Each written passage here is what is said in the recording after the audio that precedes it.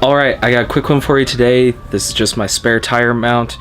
Needs some improvements, it needs some extra support, and it's still bare metal. So, let's get it done. Right now, there is a lot of play in this, and I just want to sturdy that up a bit. So yeah, this should do just fine right there.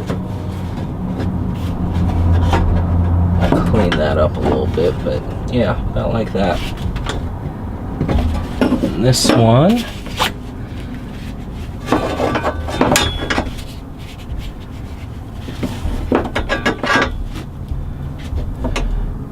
I'll have to shave that one down a bit, but it should do fine.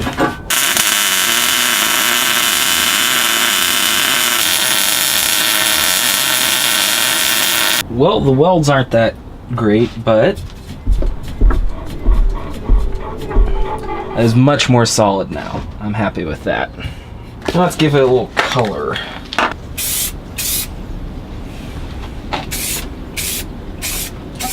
Alright, I'm happy with that. Grab whatever you need, get ready to go.